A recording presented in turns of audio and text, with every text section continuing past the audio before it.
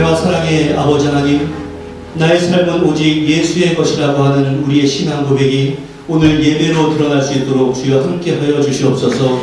이 자리에 모여서 예배드리는 귀한 자녀들에게 은혜를 더해 주시고, 육신의 질고로 인하여서 또 한국 방문으로 인해서 온라인으로 예배드리는 그 처소에도 동일한 은혜가 있을 수 있도록 주여 은총을 더하여 주시옵소서. 예수님의 이름으로 기도하옵나이다. 아멘. 교동문 51번 시편 118편입니다. 여호와께 감사하라. 그는 선하시며 그의 인자하심이 영원하미로다. 이제 이스라엘은 말하기를 그의 인자하심이 영원하다 할지로다. 이제 아론의 집은 말하기를 그의 인자하심이 영원하다 할지로다. 이제 여호와를 경외하는 자는 말하기를 그의 인자하심이 영원하다 할지로다. 내가 고통 중에 여호와께 부르짖었더니 여호와께서 응답하시고 나를 넓은 곳에 세우셨도다. 여호와는 내 편이시라. 내가 두려워하지 아니하리니 사람이 내게 어찌할까. 여호와께서 내 편이 되사 나를 돕는 자들 중에 계시니 그러므로 나를 미워하는 자들에게 보호하시는 것을 내가 모르리라. 여호와께 피하는 것이 사람을 신뢰하는 것보다 나으며 여호와께 피하는 것이 고관들을 신뢰하는 것보다 낫도다. 문나라가 나를 쳤으니 내가 여호와의 이름으로 그들을 끊으리로다. 너는 나를 밀쳐 넘어뜨리려 하였으나 여호와께서는 나를 도우셨도다. 여호와는 나의 능력과 찬송이시요 또 나의 구원이 되셨도다. 아멘. 전능하사 천지를 만드신 하나님 아버지를 내가 믿사오며 그 외아들 우리 주 예수 그리스도를 믿사오니 이는 성령으로 잉태하사 동정녀 마리아에게 나시고 본디오 빌라도에게 고난을 받으사 십자가에 못 박혀 죽으시고 장사한 지 사흘 만에 죽은 자 가운데서 다시 살아나시며 하늘에 오르사 전능하신 하나님 우편에 앉아 계시다가 저리로서 산자와 죽은 자를 심판하러 오시리라. 성령을 믿사오며 거룩한 공의와 성도가 서로 교통하는 것과 죄를 사하여 주시는 것과 몸이 다시 사는 것과 영원히 사는 것을 믿사옵나이다. 아멘.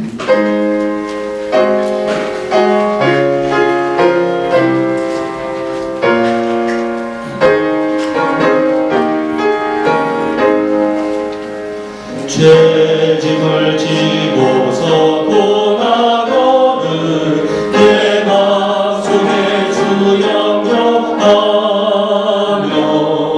새 사람 되기를 원하거든 내 구주를 영접하라. 의심을 다 버리고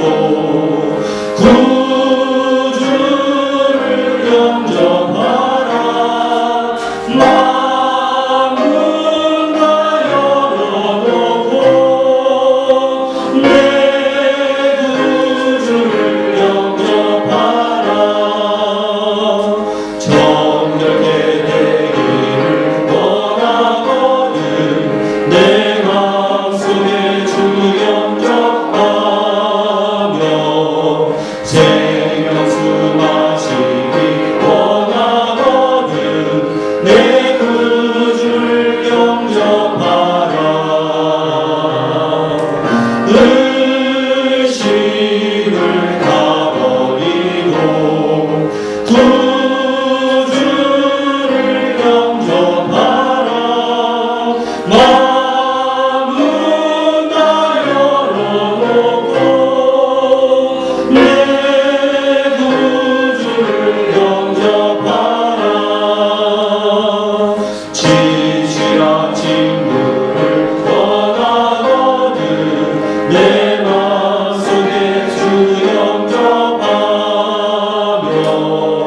내 맘의 평안을 떠나거든 내 구주를 영접하라. 의심을 다 버리고 구주를 영접하라.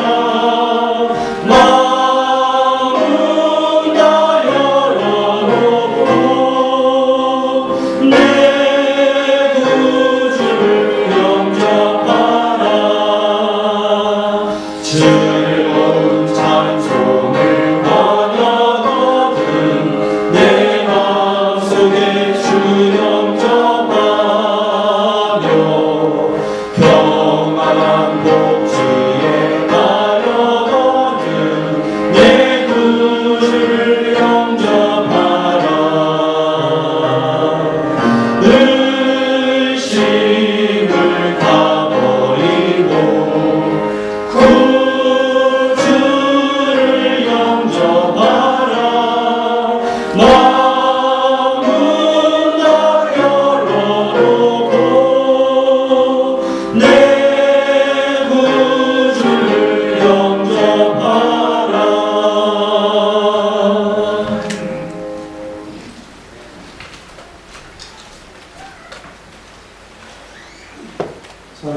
하나님 아버지, 오늘도 주님 앞에 나와 예배하게 하심을 감사드립니다.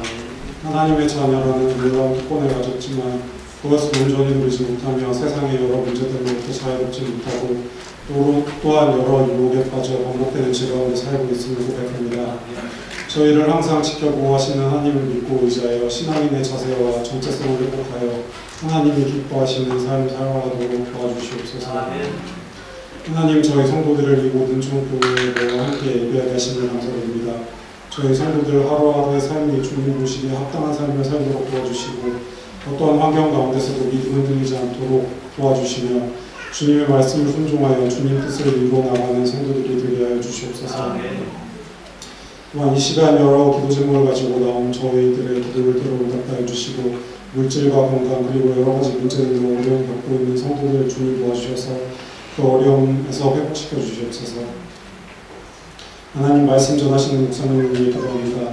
목사님 영육에 건강한 걸 허락하시고 하나님이 원하시고 기뻐하시는 목회를 할 수 있도록 능력 더하여 주시며 하나님과 늘 동행하고 하나님을 날마다 더욱 깊이 알아가고 닮아가는 사람들과 함께해 주시옵소서. 이 시간 목사님의 입을 통하여서 선포되어지는 말씀을 통해 성도들이 새 힘을 얻고 주님의 뜻을 깨닫는 시간이 되어 주시옵소서. 하나님, 이 시간 시온 찬양을 기뻐하여 주시고 듣는 저희 모든 성도들도 마음으로 함께 찬양하며 주님께 영광을 돌려 주시옵소서. 그리고 이 예배를 위하여 봉사하시는 모든 성도들 주님 기억하여 주시고 축복하여 주시옵소서. 이 모든 말씀 예수님의 이름으로 기도드렸습니다. 아멘.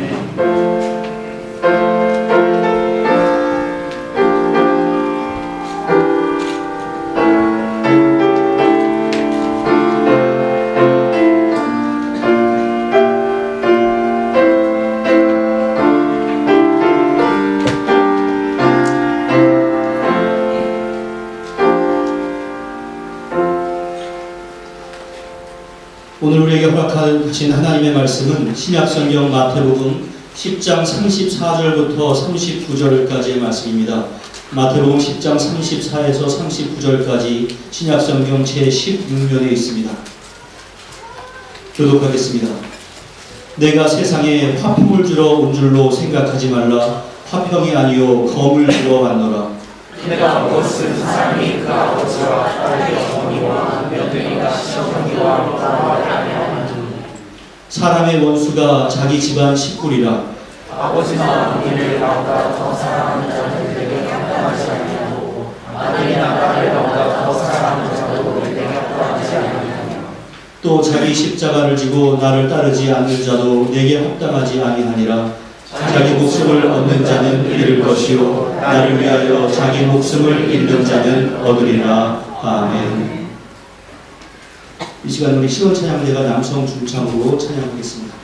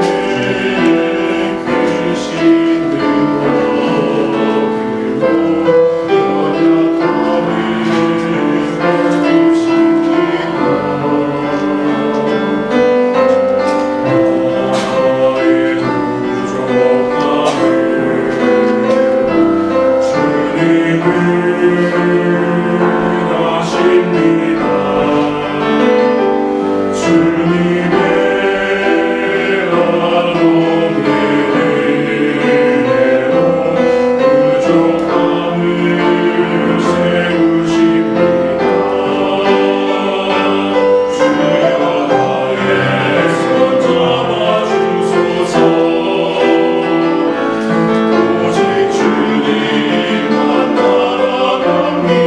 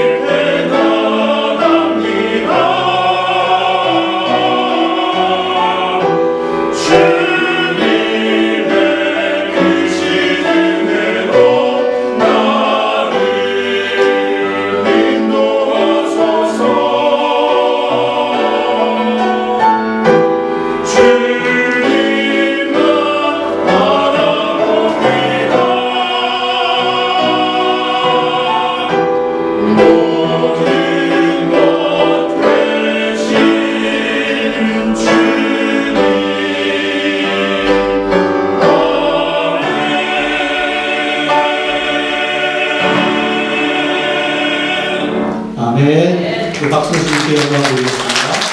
감사합니다. 기도하겠습니다. 은혜와 사랑의 아버지 하나님, 우리의 모든 형편과 사정을 주님께서는 아십니다. 내가 주께 손을 내밀 때에 주께서 손을 잡아 주시옵소서. 오늘도 우리가 말씀 가운데서 주께서 허락하시는 귀한 교훈을 깨닫기를 원하오니 그 말씀 가운데서 나의 중심과 나의 생각과 나의 모든 것들이 주님을 향하는 시간이 될 수 있도록 주의 은혜를 더하여 주시옵소서. 예수님의 이름으로 기도하옵나이다. 아멘. 지난 주일에 돌아온 탕자의 비유를 통해서 우리가 주님께 마음을 돌이키고 또 몸을 돌이키고 우리의 가치관을 돌이켜서 다시금 마음을 주 앞에 집중하면 언제든지 주님께서 나를 자녀로 인정하시고 우리가 잃어버렸던 자녀의 권세를 회복시켜 주신다라고 말씀을 드린 바가 있습니다. 그런데 그 탕자와 반대로 이미 장자의 권세를 가지고 있음에도 불구하고 그것을 누리지도 못하고 동생이 권세가 회복된 것에 대해서 어찌 그럴 수 있습니까? 라고 분노를 했던 그 장남의 모습을 통해서 이미 하나님의 자녀로서의 권세를 가지고 있는 내가 그 권세를 누리지 못하고 언제나 결핍과 불만과 괴로움에 살고 있지 않은가, 이것을 생각해 보았습니다. 여러분들의 중심과 생각이 혹시나 주님에게서 멀어진 것이 있다면 돌이킬 수 있는 은혜가 있기를 바라고, 더 나아가서 내가 이미 가지고 있는 하나님의 자녀로서의 권세를 포기하지 아니하고 마음껏 누릴 수 있기를 간절히 축원합니다. 바라기는 올 한 해 지금 내가 서 있는 위치가 어디인가, 이것을 잘 성찰하시고 하나님의 자녀로서의 위치를 잘 지키시고 또한 지키고 있다면 그러한 특권을 누리는 그러한 삶이 될 수 있기를 주님의 이름으로 간절히 축원합니다. 오늘은 연말 연시에 성탄절과 또 신년설교 때문에 잠시 중단되었던 마태복음 강해를 이제 다시금 재개합니다. 오늘은 좀 어려운 말씀이 포함되어 있습니다. 마태복음 10장은 예수님께서 12제자를 부르시고 그 제자들에게 더러운 귀신을 쫓아내며 모든 병과 모든 약한 것을 고치는 권능을 주셨다라는 말씀으로 시작을 합니다. 하나님께서 그 제자들에게 권능을 주신 이유는 다른 것이 아니라 그것을 가지고 너의 이름을 드러내지 말고 복음 전파의 사명을 감당하여라, 그러한 일을 허락하시기 위함이었습니다. 그때 제가 덧붙였던 말씀이, 하나님께서 제자들에게도 이러한 놀라운 권세를 주셨는데 하나님의 자녀인 우리에게는 얼마나 더 큰 권세를 주셨겠는가, 그 권세를 잃어버리지 말고 살아가자, 이러한 권면을 드렸던 적이 있습니다. 이제 주님께서는 그 제자들을 파송하면서 복음 전파의 현장에서 일어날 수 있는 다양한 상황들을 미리 말씀해 주시면서 너희들은 그것을 생각하고 영적인 무장을 하여야 한다, 이러한 말씀을 해 주셨습니다. 그 당부의 말씀은 너희가 복음을 전하러 가면은 환영할 줄 아느냐? 그렇지 않다. 환영보다는 박해와 고난이 있을 것이다. 그 상황에서도 당황하지 말고 때로는 뱀같이 지혜로워야 하고 때로는 비둘기같이 순결해야 하며 어떠한 어려움이 있다 할지라도 포기하지 말고 끝까지 견뎌야 한다라고 말씀을 해주셨고, 이어서 너희의 육신에 해를 가하는 사람들보다 너희의 영혼을 심판하는 분을 더 두려워해야 한다라고 말씀하셨고, 궁극적으로 네가 어디를 가든지 사람들 앞에서 나는 그리스도인이다 라고 하는 예수 그리스도인을 시인하는 삶을 살아야 한다, 이러한 권면을 허락하셨습니다. 그러면서 네가 사람들 앞에서 나를 시인하면 나도 너를 시인할 것이지만 네가 사람들 앞에서 나를 시인하지 않으면 나도 너를 시인하지 않겠다라고 하는 아주 무서운 경고의 말씀을 주셨습니다. 그것은 우리가 신조로서 어느 상황에 처한다 할지라도 정체성을 지키면서 살아야 한다라고 하는 권면의 말씀으로 우리가 받아야 합니다. 그런데 그러한 말씀을 쭉 마지막 부분에 거의 폭탄 선언과 같은 말씀을 하셨는데, 그것이 바로 오늘 본문 34절부터 쭉 이어지는 말씀입니다. 34절 말씀 같이 읽어보겠습니다. 시작. 내가 세상에 화평을 주러 온 줄로 생각하지 말라. 화평이 아니요 검을 주러 왔노라.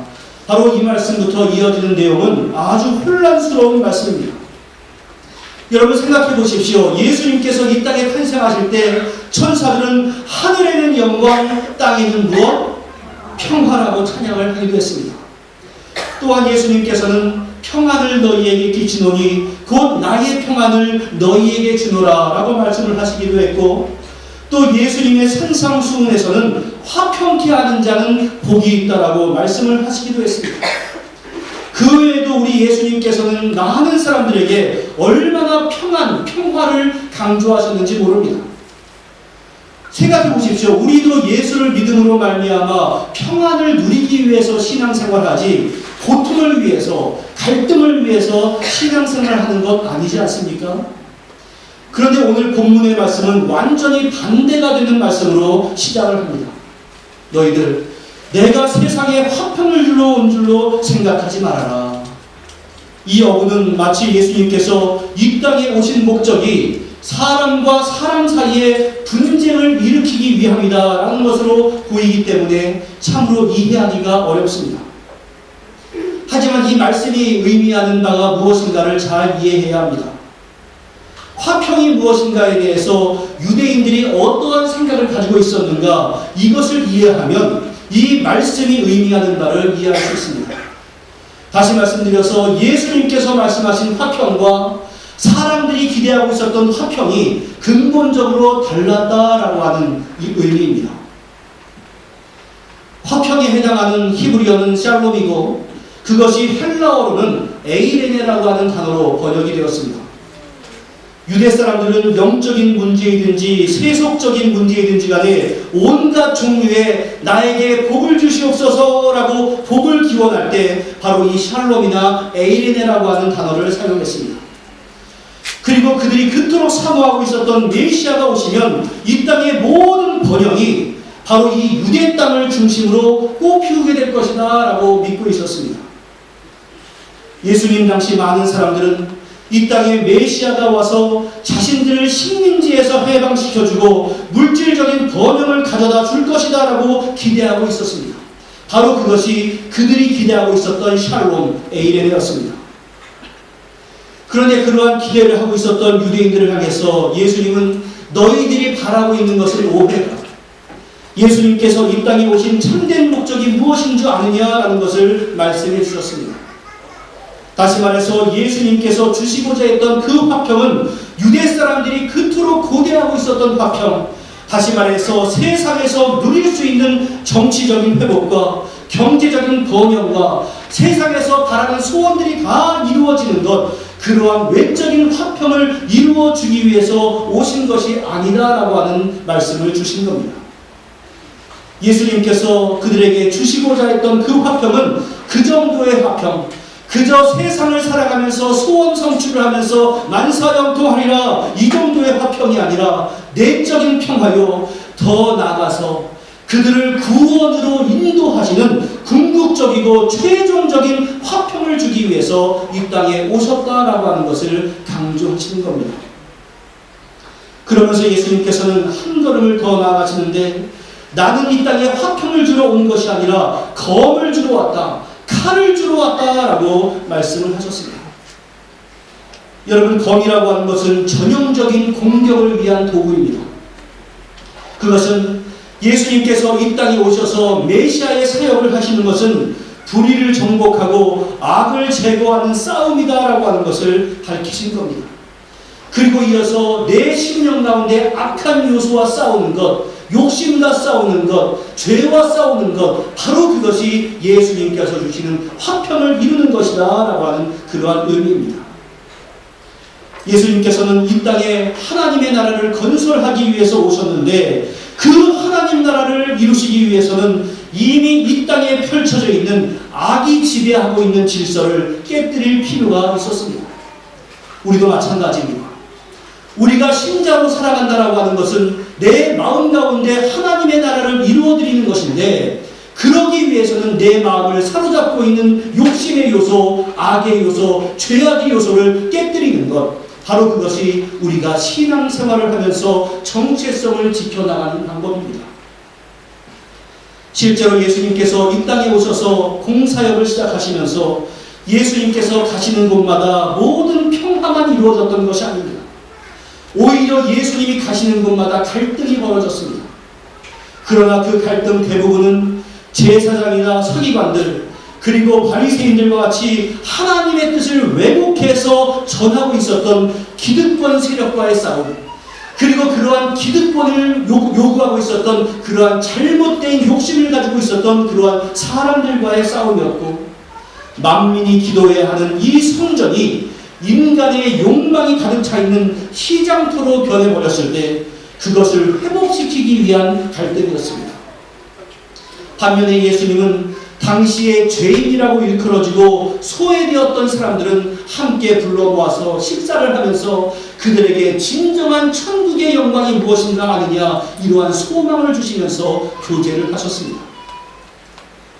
그런 까닭에 이미 세상의 기득권을 가지고 있었던 사람들은 메시아와 그의 통치를 완강하게 거부하였고, 그들은 계속해서 예수를 죽이려고 했습니다.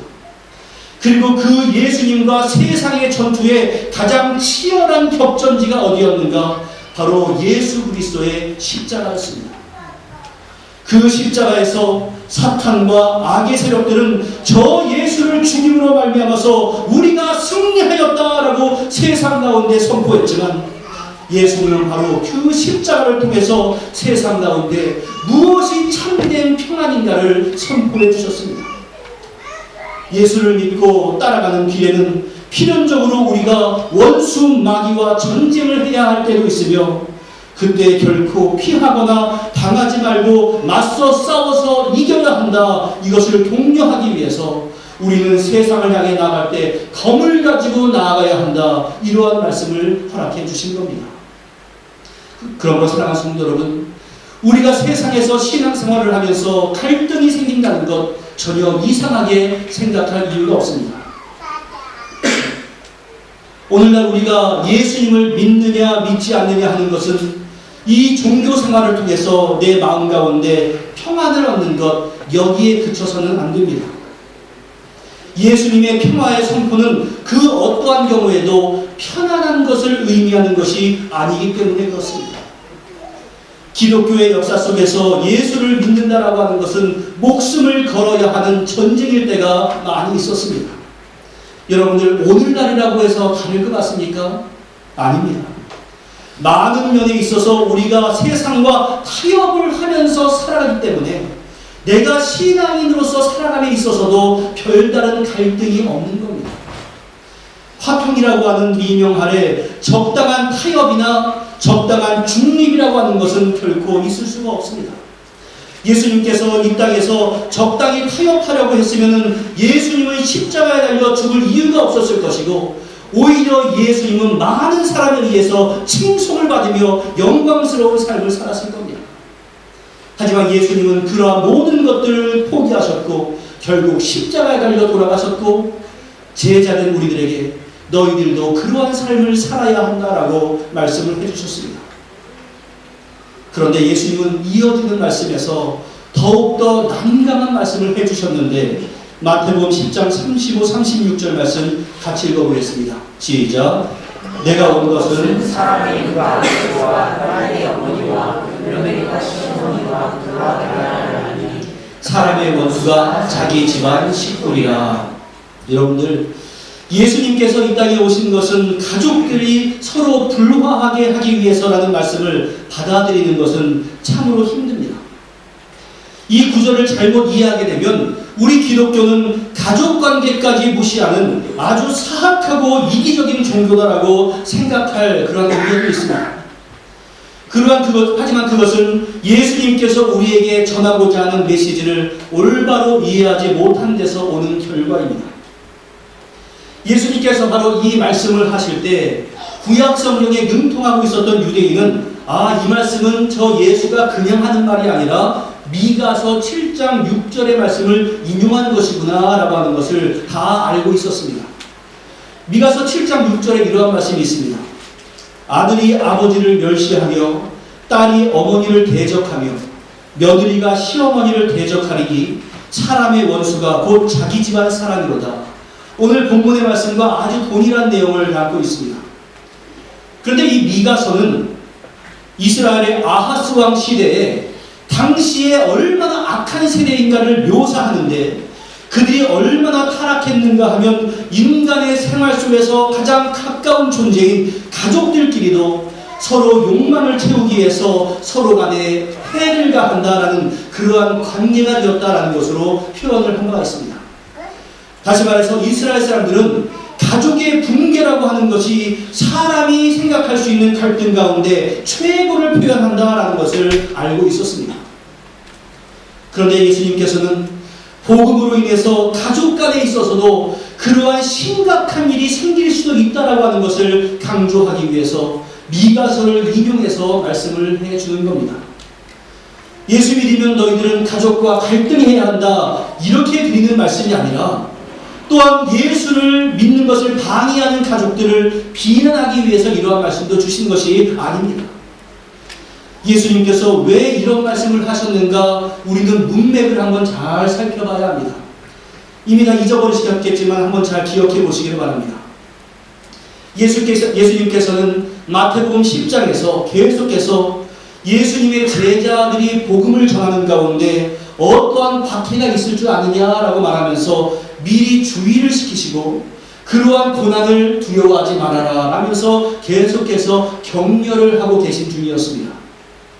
지금 예수님께서 갑자기 가족들 간의 불화를 말씀하시는 것은 제자들이 주님의 복음을 전파하게 될 때 외부로부터 수많은 박해도 있을 것이지만 가정과 가까운 사람에 의한 박해도 있을 것이다. 그러니까 그것을 무시하지 말고 대비하여라, 이러한 말씀을 하기 위해서 이 말씀을 주신 겁니다. 실제로 마태복음 13장의 내용을 보면 예수님께서 여러 지역에서 복음을 전하시다가 자기 고향으로 옵니다. 그래서 그 고향의 회당에서 말씀을 전합니다. 그런데 그 말씀을 듣는 사람들은 와, 이 사람의 지혜와 이런 능력이 어디서 왔지? 하면서 깜짝 놀랐습니다. 여러분들, 예수님께서 어떠한 말씀을 전하실 때 그 지혜와 능력 때문에 놀랐으면 어떤 반응을 해야 마땅하겠습니까? 그 말씀을 경청해야 할 것이고, 야, 저 말씀에 대해서 우리가 순종해야겠구나라고 이어지는 것이 마땅하지 않겠습니까? 하지만 사람들은 그렇게 하지 않았습니다. 예수님께서 놀라운 말씀을 전함에도 불구하고 저 사람은 목수의 아들 아니야? 이러한 말씀을 하기도 했고, 그 사람의 가족들이 다 우리 주변에 아직도 있잖아, 이러한 말을 하면서 예수님을 깔보기도 했고 배척을 하였다라고 성경은 기록합니다. 그때 예수님께서 하신 말씀이 선지자가 자기 고향과 자기 집 외에서는 존경을 받지 않음이 없느니라였습니다. 다시 말해서 선지자는 자기의 고향과 자기의 가정에서 환영을 받지 못한다, 이러한 의미입니다. 예수님이 이 땅에 계실 때 처음에 가장 무시했던 사람이 고향 사람이었고 자기의 가족이었습니다. 선지자가 자기 고향에서 환영받지 못한다, 이러한 말씀을 의미하면서 예수님은 그 지역을 떠나가셨습니다. 얼마나 불행한 일입니까? 예수님의 고향에서 가장 복음을 받아들이지 못하는 그 심정이 어떠한 이유였습니까? 바로 예수님을 예수로 온전히 인정하지 못했던 그러한 이유 때문이었습니다. 또한 실제로 바울이 복음을 전파할 때 그를 가장 박해한 사람들은 로마 사람들이나 이방인이 아니라 같은 동족 사람 유대인이었습니다. 제가 목사가 되기로 결정을 하고 신학대학에 들어갈 때 저는 교회와 주변의 모든 가족들에게 격려를 받았고 또 편안하게 공부를 할 수 있었습니다. 그렇기 때문에 신학교에 등록금 때문에 염려해 본 일이 없고 또 생활비 때문에 크게 힘들어해 본 경험도 없습니다. 하지만 불신의 가정에서 예수를 믿게 된 후에 목회자가 되기로 결정한 동료 신학생들 가운데 가정으로부터 아무런 지원을 받지 못해서 끼니를 걸러가면서 신학 공부를 했던 그러한 많은 분들을 목격을 했습니다. 그래서 학교 구내식당에서 식권을 팔았는데 그럴 때는 우리가 식권을 한 10장 정도 사가지고 사랑의 식권함 그런 데다가 한 장씩, 두 장씩 넣으면 그렇게 가난한 신학생들은 거기서 식권을 꺼내서 식사를 하면서 그러한 신학을 공부했던 그러한 경우도 많이 있습니다. 그렇게 불신 가정에서 예수를 믿기로 결단한 가정은 그러한 분들은 그러한 결단을 하는 순간부터 부모와 자식 간의 영적인 갈등이 시작된 것입니다. 여러분, 오늘날 우리가 편안하게 신앙생활을 해서 이러한 갈등들이 실감이 나지 않지만 기독교의 역사 가운데서 신앙인을 박해했던 사람들은 가장 가까운 가족들이었습니다. 복음을 처음 받은 가정에서 아내가 신앙생활을 할 때 교회 가지 못하게 하는 사람은 남편일 때가 많았고 자녀를 교회 가지 못하게 하는 사람들도 부모일 때가 많았습니다. 남편과의 갈등을 모면하기 위해서 신앙을 포기하느냐 아니면 신앙을 지켜나가느냐, 부모의 노여움을 피하기 위해서 신앙을 포기하느냐 아니면 신앙을 지켜나가느냐 하는 것은 수도 없이 많은 신앙인들이 고민했던 일입니다. 그리고 그것은 내 마음 가운데 가장 크나큰 도전들이 되곤 했습니다. 그렇기 때문에 여러분들, 지금 우리가 편안한 상태에서 아무런 갈등도 없이 예배당에 와서 예배를 드릴 수 있다라고 하는 것은 그 언제인지는 모르지만 우리 신앙의 선배, 우리 가족의 조상 가운데 그러한 크나큰 갈등의 결과였다라고 하는 것을 우리가 감사함으로 오늘날 받아들일 수 있어야 합니다. 주님은 앞으로 그러한 갈등에 직면하게 될 때 제자들이 어떠한 상황을 맞이할까를 너무나 잘 아셨습니다. 그래서 감당하기는 힘들지만 반대로 너무나 중요한 말씀을 해주셨는데 37절과 38절에서 주님께 합당하지 않은 자가 어떤 자인지 아느냐라면서 두 가지를 말씀해 주셨습니다.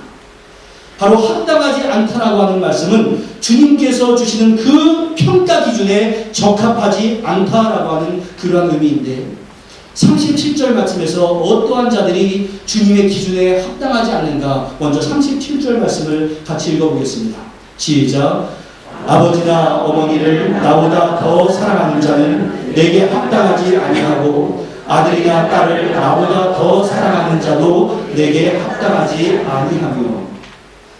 부모를 사랑하고 또 자녀를 사랑하는 것은 우리 인간들이 가지고 있는 가장 기본적인 본성입니다.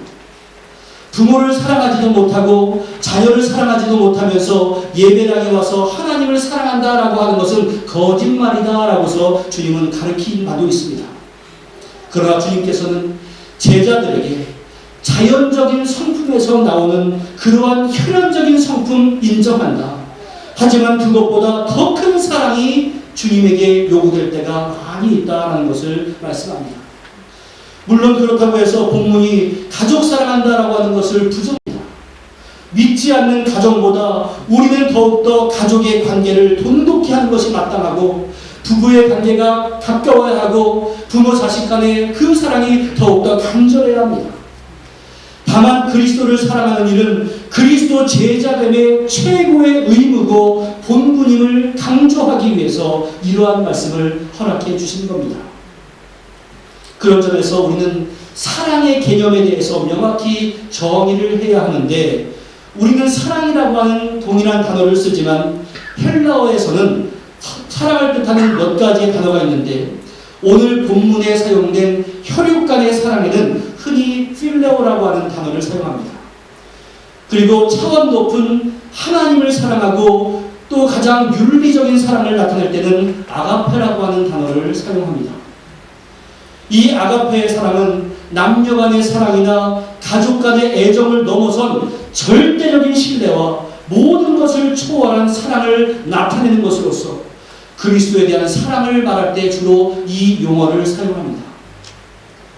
예수님께서 승천하시기 이전에 고기잡으로 돌아갔던 그런 베드로를 찾아갑니다. 베드로야, 너는 나를 아가페할 수 있겠느냐? 예수님, 나는 예수님을 필레오합니다. 베드로야, 너는 나를 아가페할 수 있겠느냐? 아닙니다. 저는 필레오까지만 할 수 있습니다. 이것이 바로 우리가 가지고 있는 아가페와 필레오를 착각하기 때문에 오는 그러한 겁니다. 우리는 예수님을 사랑하되 인간의 사랑의 수준을 넘어가는 절대적인 사랑을 해야 하고 바로 그것이 주님께서 우리에게 요구하시는 사랑의 수준입니다. 예수님께서는 이 점을 분명히 하시면서 자신의 제자가 다른 세상의 모든 것도 사랑하다가 이제 여분이 생기니까 나머지 사랑을 주님 앞에 돌리는 것이 아니라 최선의 사랑, 최고의 사랑을 요구하셨습니다. 그리고 그러한 사랑을 할 수 있는 사람이 주님에게 합당한 참 제자가 될 수 있다라고 하는 그러한 말씀을 허락해 주신 겁니다. 그리고 주님은 38절에서 주님에게 합당하지 않은 또 다른 대상을 말씀해 주셨는데 우리 38절 말씀도 같이 읽어보겠습니다. 시작. 또 자기 십자가를 지고 나를 따르지 않는 자도 내게 합당하지 아니하니라. 첫 번째로 합당하지 않은 자, 예수님보다 주변의 사람들을 더욱더 사랑하는 자 합당하지 않다. 두 번째, 십자가를 거부하는 자 합당하지 않다. 이렇게 말씀을 합니다. 십자가는 우리의 기준에서 생각하는 것보다 당시의 기준에서는 훨씬 더 강력한 단어였습니다. 십자가는 로마의 사형 도구로서 관례에 따라서 제수는 자기가 달릴 그 현장에 그 십자가를 친히 짊어지고 걸어가야 했습니다. 로마의 통치에 반대하는 유대 반란군들이 십자가에 못 박혀서 사형당한 사건들이 이전에 여러 차례 있었기 때문에 갈릴리 출신의 제자들은 이 십자가라고 하는 말이 무엇을 의미하는가 이미 잘 알고 있었습니다.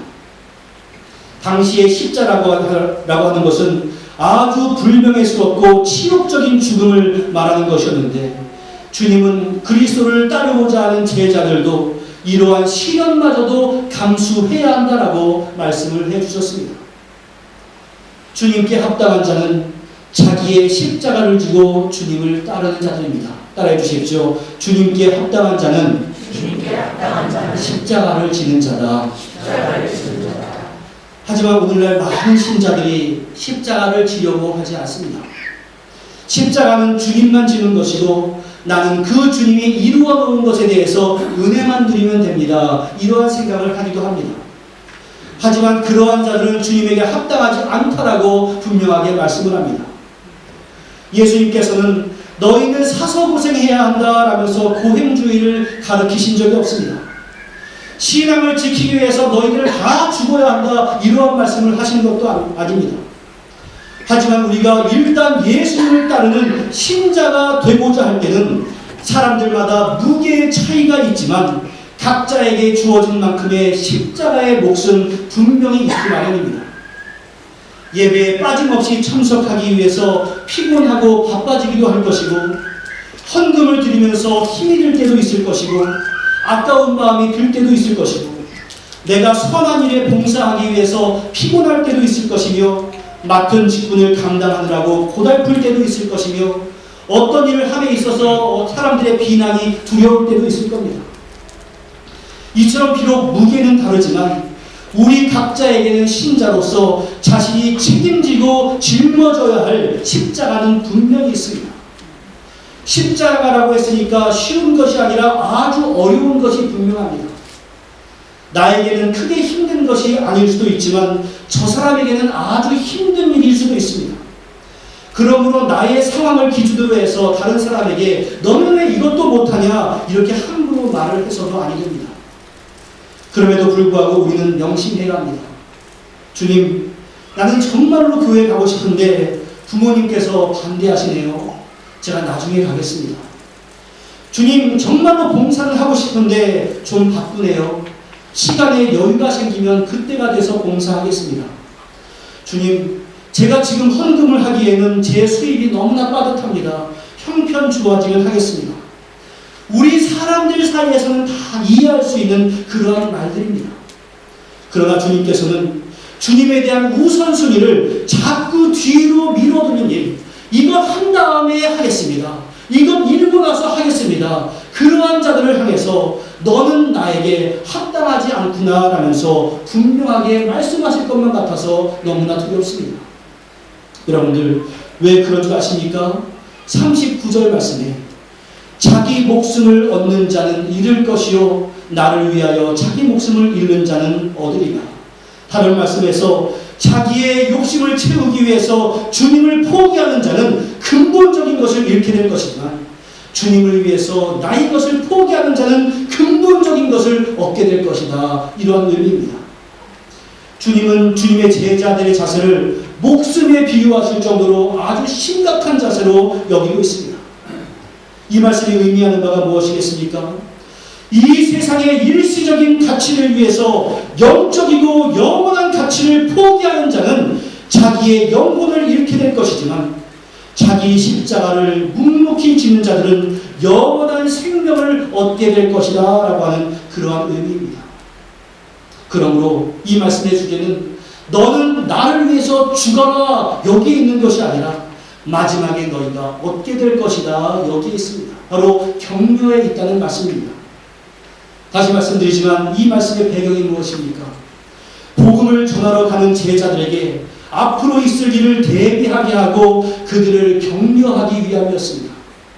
따라서 이 말씀의 핵심은 죽음에 있는 것이 아니라 너희에게 그러한 고난이 있다 할지라도 그것을 이겨낼 때 크나큰 축복이 있으니 너희들은 용기를 내면서 감당하여라. 이러한 용기와 격려를 주는 말씀이었습니다. 그리스도와 복음을 위해서 자신을 희생하는 자들은 생명을 얻되 훨씬 더 풍성하게 얻을 겁니다. 우리가 주님을 위해 바치는 것은 그 어떤 것이라도 조금도 상실되지가 않습니다. 주님을 위해서 나의 생명을 바칠 때 그것을 죽는 것이 아니며 주님을 위해서 재물을 바칠 때 그것은 없어지는 것이 아닙니다. 생명은 주 안에서 거듭나는 것이며 재물과 시간은 나에게 축복으로 되돌아올 줄로 믿습니다. 이제 오늘 말씀을 맺습니다. 주님의 말씀은 너희가 복음을 들고 나가면서 사람들과 분쟁하고 다퉈라 이러한 말씀도 아니고 반대하는 사람들을 미워하여라 이러한 말씀도 아닙니다. 오히려 우리가 복음을 전할 때 그리고 여러분 우리들의 삶의 처소에서 신자로서 정체성을 지키며 살아갈 때 고난이 오는 것은 당연한 일이다라는 것을 기억하게 하기 위함입니다. 그것도 가장 가까운 사람들에 의해서 어려움을 당할 수도 있다는 것입니다. 그러나 주님은 어떠한 어려움이 있다 할지라도 십자가를 포기하지 말아라 라고 말씀하십니다. 오늘날 우리에게 가장 큰 적은 어쩌면 그러한 고난을 앞에 두고 미리 겁을 먹은 채 십자가를 포기하는 마음이 아닐까 이러한 생각을 해봅니다. 주님은 그러한 이들은 나에게 합당하지 않다라고 말씀하셨습니다. 십자가를 진다는 것 그것은 힘든 일입니다. 신앙생활은 쉬운 일이 아닙니다. 주님께서도 그것이 쉽다라고 말씀하지 않았습니다. 그러나 시편 55편 22절에서 너의 짐을 여호와께 맡기라. 그가 너를 붙드시고 의인의 요동함을 영원히 허락하지 아니하시리로다라고 이러한 은총을 베풀어 주신다라고 우리에게 약속해 주셨습니다. 예수님과 동행할 때 그 짐을 나 홀로 지고 가는 것이 아니라 예수님과 함께 지는 것이고 궁극적으로는 주님께서 나의 모든 짐을 져주시기 때문에 우리는 그것을 감당할 수 있습니다. 예수님께서 제자들을 파송하실 때 너희들 그냥 가서 고생하여라 이렇게 하신 것이 아니라 그들에게 보냄에 앞서서 권능을 주셨다라는 것을 기억해야 합니다. 우리에게 있는 권능은 성령 하나님께서 이미 내 마음속에 계신다는 것이고 세상 가운데서 우리는 승리할 수 있다라고 하는 그러한 약속입니다. 성도로 살아가다가 겪게 되는 십자가의 고난으로 인해 여러분들 절대로 상처받지 마시고 오히려 그러한 가운데서 정체성을 지키며 주님으로부터 야 너는 정말로 나에게 합당하구나 이러한 인정을 받는 우리 모두가 될 수 있기를 주님의 이름으로 간절히 축원합니다. 기도하겠습니다.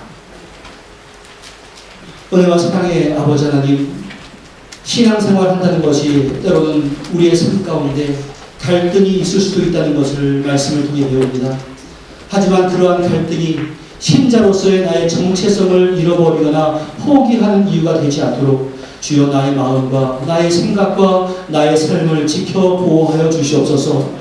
그래서 어떠한 상황 가운데서도 십자가를 포기하지 않은 우리를 향해서 주님께서 너는 나에게 참으로 합당하다라고 하는 그러한 칭찬을 듣기 위해 오늘도 힘들지만 묵묵히 나가는 우리 모두가 될 수 있도록 은혜를 더하시고 역사하여 주시옵소서.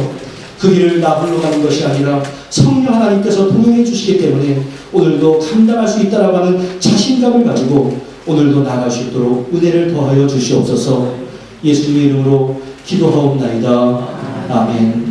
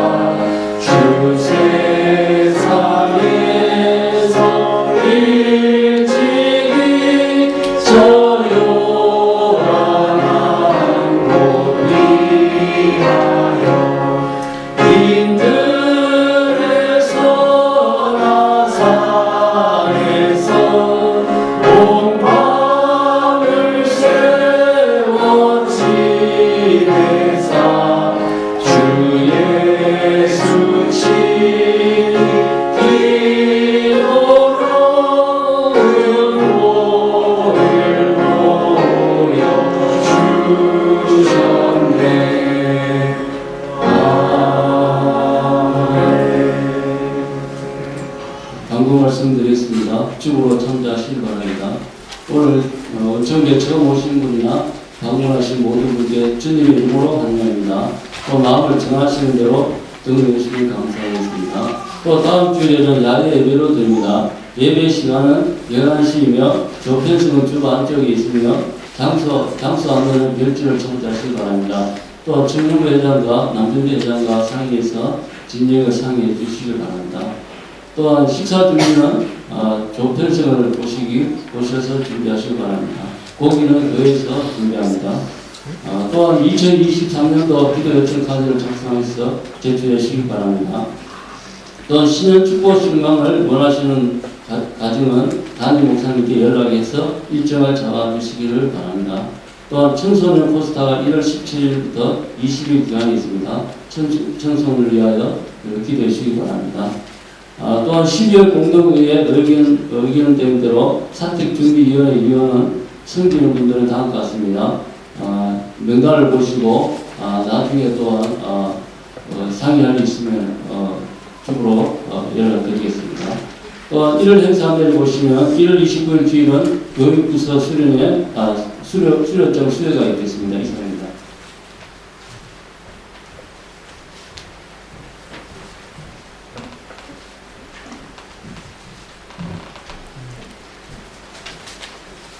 제가 몇 가지 좀 추가로 말씀을 드려야 할 것 같습니다. 그 주보 안에 삽입되어 있는 그런 유인을 보셨습니까? 지도인데, 그래서 구글 맵에서 오클랜드 어처리 클럽을 그냥 치시면은 바로 그 장소가 나올 텐데요. 그래서 원추리에 들어가실 때 마누카우 로드에서 들어가시는 법이 있고 캠벨 로드에서 들어가시는 법이 있습니다. 그래서 잘 확인하시고 또 못 찾겠는 분들 연락하시고 기억하시는지 모르겠지만 수년 전에 우리가 했던 바로 그 장소입니다. 잘 기억하시고 우리 청년들과 우리 남자분들 회원들께서 능력하셔서 미리 가셔도 좀 장소를 좀 이렇게 세팅을 좀 해주시면 감사하겠습니다. 그리고 코스타에 대해서 말씀을 드릴 텐데요. 코스타가 화요일부터 금요일까지 있는데 12시 30분에 교회에서 출발할 수 있도록 그 학생까지 잘 보내주시면 감사하겠고요. 사택준비위원회는 지난 12월 공동회에서 우리 사택 준비하기 위해서 위원회를 구성하자라는 것이 의결이 된 바가 있습니다. 그렇다고 해서 사택을 당장 1, 2년 내에 산다라고 하는 것이 아니고 그동안 아무런 고민이나 생각을 하지 않고 있다가 이제부터 고민을 좀 시작해보자라고 하는 그러한 내용입니다. 그렇기 때문에 여러분들께서 함께 기도를 해주시면 감사하겠고요. 그리고 들어오시면 알겠지만 이쪽은 막혀 있습니다. 제가 20년 전에 왔을 때 콜린 목사님이 우리 교회 예배당은 앞으로 이러한 모양새를 가지고 있으면 좋겠다라고 생각한 게 있는데 20년이 지난 이제 시작을 좀 하는 것 같습니다. 그래서 조감도에 따르면 앞으로 이쪽이 강당이 될 것이고 우리 저 홀까지 터가지고 근데 또 언제 될지는 모릅니다. 근데 그 시작으로 제일 먼저 이쪽에 있는 종탑을 철거하는 일을 먼저 한다고 하네요. 그래서 얼마나 걸릴지 모르겠지만 앞으로 출입할 때 문을 잠궈 놓을 테니까 오늘 문 열려 있는 대로 출입을 해주시면 되겠고 아이들 안전을 최대한 잘 지켜주시면 감사하겠습니다. 그리고 우리 박진혜 집사님 올 잘 다녀오셨습니다. 네.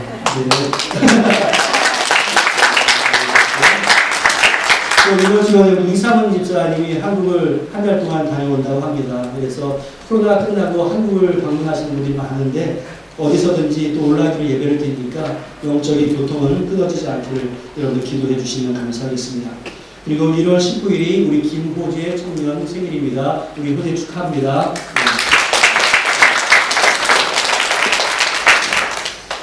우리 감사의 제목 함께 나누겠습니다. 범사에 감사를 드립니다.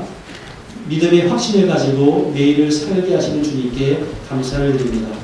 한 주간도 하나님의 은혜 가운데 거하게 하여 주셔서 감사합니다. 이러한 감사의 제목들이 있었습니다. 우리 함께 기도하겠습니다. 은혜와 사랑의 아버지 하나님, 세상의 혼란한 상황 가운데서도 우리가 함께 예배를 드릴 수 있는 것, 우리가 당연하게 생각했던 것들이 얼마나 큰 은혜였는가를 우리가 날마다 깨닫습니다. 주여 우리 10년 가운데 예배드림에 감사하게 하시고 우리가 일상을 살아가며 감사하게 하여 주시옵소서. 오늘 귀한 예물을 바쳐드립니다. 이 물질 사용되는 곳마다 하나님의 영광이 더욱더 굳게 드러날 수 있도록 은혜 가운데 역사하시고 동행하여 주시옵소서. 예수님의 이름으로 기도하옵나이다. 아멘. 예. 아까 제가 아까 얘기했는데요. 그 조편성에서 굵게 써있는 분이 그 주의 조장입니다. 여러분께서 잘 기억해 주시면 감사하겠습니다. 우리 일어나서 함께 찬미할 텐데요. 여러분들 제가 요즘 교인들하고 이야기를 하다 보면 금리도 오르고 해서 모기도 힘들기도 하고 물가도 올라서 장보기도 힘들고 세상에 어디 들려오는 뉴스를 들을 때마다 너무 힘들긴 하지만 참으로 그러한 모든 상황 가운데서 우리를 이기게 할 수 있는 것은 오직 믿음이다라고 하는 것을 마음 가운데 항상 다짐하시고 내가 믿음 때문에 승리할 수 있다는 그러한 용기를 가지고 우리가 세상을 살아나갈 수 있기를 간절히 부탁을 드립니다. 우리 믿음이 필요해 함께 참여하겠습니다.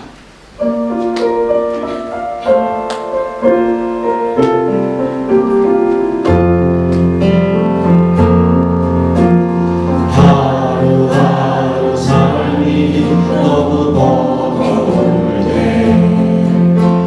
반복되는 좌절에 실망할 때 내 생각과는 다른 길이 열릴 때 우리에게 믿음이 필요해. 믿음이 필요해. 믿음이 필요해.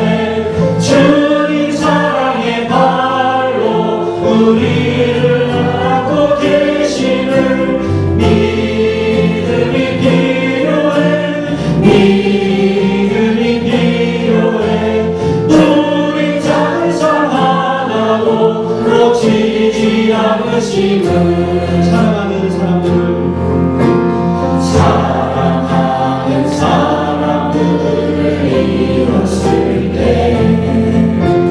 정든 곳을 등지고 그릇이 따라갈 때 끝이 없는 터널 같은 어둠 속에 우리에게 믿음이 필요해.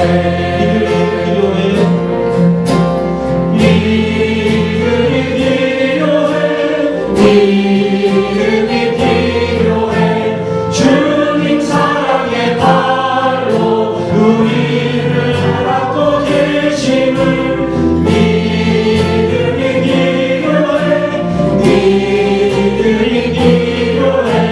우리 작은 삶 하나도 믿음이 필요해. 믿음이 필요해. 믿음이 필요해. 주님 사랑의 발로 우리를 안고 계심을 믿음이 필요해. 믿음이 필요해. 우리 작은 삶 하나도 놓치지 않으시 믿음이 이기네. 믿음이 이기네. 주 예수를 믿음이 온 세상이 이기네. 믿음이 이기네. 믿음이 이기네. 주 예수를 믿음이 다시 한번 믿음이 이기네. 믿음이 이기네. 믿음이 이기네. 주 예수를 믿음이 주 예수를 믿음이 주 예수를 믿음이 온 세상이 이기네. 할렐루야. 주님께 영광의 박수를 올려드리겠습니다. 여러분들에게 격려합니다. 믿음이 이깁니다. 할렐루야. 기도하겠습니다. 은혜와 사랑의 아버지 하나님, 우리가 세상의 뉴스에 귀를 기울이는 자 되지 않도록 도와주시고 주님이 나에게 주시는 뉴스에 귀를 기울이는 자 될 수 있도록 주여 함께하여 주시옵소서.